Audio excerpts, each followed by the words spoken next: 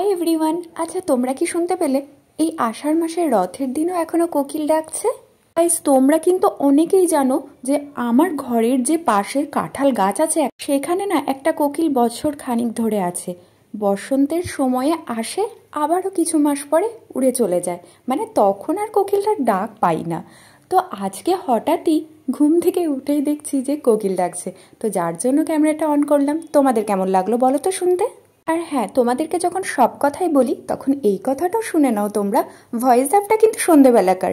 এবার বলি, সবাই মিলে জোড়াজুড়ি করার পরেও সোজা রথ কেন দেখতে গেলাম না আমি শ্রীরামপুর আর বড় আটাগিতে? এবার মনে তোমাদের কোয়েশ্চেন থাকতেই পারে যে দিদিভাই কেই বা তোমাকে এত জোড়াজুড়ি করলো? হ্যাঁ, তোমরাই। তোমাদের মাঝে অনেকে আমাকে কমেন্টস করো আমি যখন লাইভে আসি যে দিদিভাই শ্রীরামপুর এসো, শ্রীরামপুরে 1 মাস ধরে মেলা বসছে, রথের মেলা, বড় আটাগিতে এসো। কিন্তু কি করে যাব বলো, সকাল থেকে তো আবহাওয়াটাই পরিবর্তন হয়ে গেল। হ্যাঁ, আজকে 3-4 দিন ধরে এত বৃষ্টি, কিন্তু ভাবলাম রথের দিন হয়তো আকাশটা পরিষ্কার থাকবে, না সেটাও হলো না। কোথাও রথের মেলা দেখতেও যাওয়া হলো না, যার জন্য সকাল থেকেই না প্ল্যানিংটা চেঞ্জ করে ফেললাম। চলো একটু প্ল্যানিংটা দেখে নাও। আমার অলরেডি তোমাদের নিশ্চয়ই দেখা হয়েও গেল, তাই না? হ্যাঁ, এবার আমি বলি যে সকাল সকাল উঠেই না আমি স্নানটাকে করে নিয়েছিলাম। হ্যাঁ, ফার্স্ট মর্নিংয়ে আমি উঠে গেছিলাম, তো স্নানটা করে নিয়ে আমি একটু রেডি হয়ে নিলাম, কারণ তোমরা অনেকেই জানো যে স্নান করার পর আমি একটুখানি নিজে রেডি হয়ে নিতে, মানে সাজুগুজু করে নিতে ভালোবাসি। এরই মাঝে আবার আমার একটা কমেন্টসের কথা মনে পড়ে গেল, জানো? অনেকেই বলে যে দিদিভাই তোমার কথা খুব সুন্দর লাগে, দিদিভাই তোমার কথা খুব সুন্দর। আবার অনেকে বলো যে দিদিভাই তুমি না এত বকবক করো। আচ্ছা, ওসব থাক। আমি তার মাঝে তোমাদেরকে একটা কথা বলতে ভুলে গেছি। আমি শিল্পা দাস, ইন্ডিয়ার ওয়েস্ট বেঙ্গলের নদিয়া ডিস্ট্রিক্ট থেকে আমার এই লং ভিডিওটা এখন তুমি দেখতে পাচ্ছ।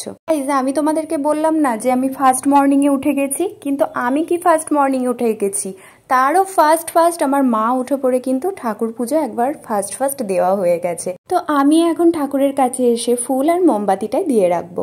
ঠাকুরের সিংহাসনটাও তো দেখতে পাচ্ছ তোমরা, যে ফুল দিয়ে মা কিন্তু পুরোটাই সাজিয়ে গেছেন সকাল সকালই।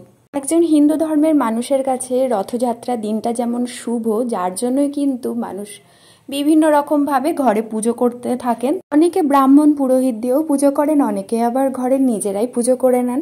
সব শেষে একটাই অর্থ, সকলের মঙ্গল কামনা, পরিবারের মঙ্গল কামনা। জয় জগন্নাথ, জগতের নাথ, সকল সৎকর্মে উনি আমাদের পাশে থাকেন। এমনকি আমরা সকলেই এই দিনটা উপলক্ষে সোশ্যাল মিডিয়া জুড়ে সকলকে উইশ করতে থাকি শুভ রথযাত্রা। সকলের ভালো হোক, সকলের শুভ হোক, মঙ্গল কামনার জন্য সবাইকে জানাই রথযাত্রার প্রীতি ও শুভেচ্ছা। কথিত আছে জ্যৈষ্ঠ মাসের পূর্ণিমায় পবিত্র 108 ঘড়া কলসি জলে স্নানের পর জ্বর আসে প্রভু জগন্নাথ, বলরাম ও সুভদ্রার। এরপর 15 দিন তাদের নিবৃতবাস চলে। বিশ্বাস করা হয় এই সময় তাদের রাজবৈদ্যের চিকিৎসাধীনে গোপনে একটি সংরক্ষিত কক্ষে রাখা হয়। রাজবৈদ্যের আয়ুর্বেদিক পাচন খেয়ে এক পক্ষকালের মধ্যে তারা কিন্তু সুস্থ হয়ে ওঠেন।